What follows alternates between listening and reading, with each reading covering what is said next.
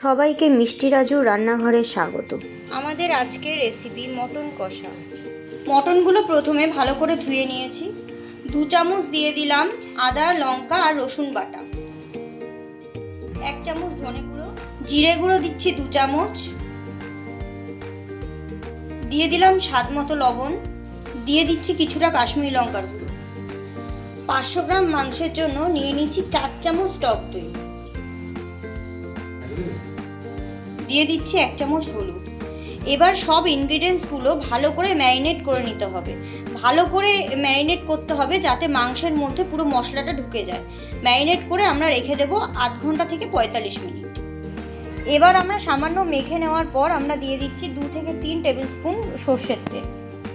প্রায় 10 মিনিট সময় নিয়ে মাংসটা ভালোভাবে ম্যারিনেট করে নিয়েছি। এবার আমরা রেস্টিংয়ে রেখে দিচ্ছি। ফিরে এসেছি 45 মিনিট পর। কড়াইতে তেল গরম হয়ে গেছে। এবার আমরা ফোড়নে দিয়ে দিলাম তেজপাতা, দিলাম 2 এলাচ আর সামান্য দারচিনি। এবার দিয়ে দিচ্ছি কুচনো পেঁয়াজ। এবার আদা, রসুন আর লঙ্কার পেস্টটা দিয়ে দিলাম। ভালো করে পেঁয়াজের সাথে মিশিয়ে নেব।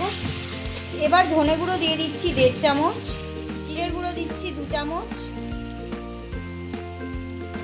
হলুদ দিচ্ছি পরিমাণ মতো, নুন দিচ্ছি স্বাদ মতো।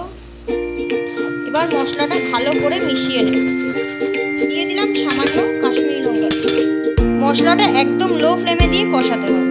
মশলা সামান্য কষে আসলে এবার দিয়ে দিতে হবে টক। 500 গ্রাম মাংসের জন্য 2 টেবিল চামচ টক দই দিয়ে দিলাম। দইয়ের সাথে মশলাটা ভালো করে মিশিয়ে নিতে হবে আর একদম লো ফ্লেমে দিয়ে মেশাতে হবে। হাই ফ্লেমে দিয়ে দিলে কিন্তু দইটা ফেটে যাবে। মশলা দিয়ে তেল ছেড়ে গেছে। এবার আমরা মটনগুলো দিয়ে দেবো, ম্যারিনেট করা মটন। এবার মশলার সাথে মটনগুলোকে ভালো করে মিশিয়ে নেব।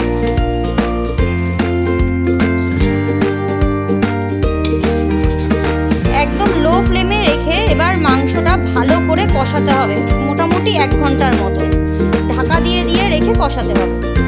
এই পর্যায়ে থাকতে আমরা মিট মশলাটা দিয়ে দিচ্ছি আর ভাজা জিরে গরম মশলাটা দিয়ে আর কিছুক্ষণ কষাবো।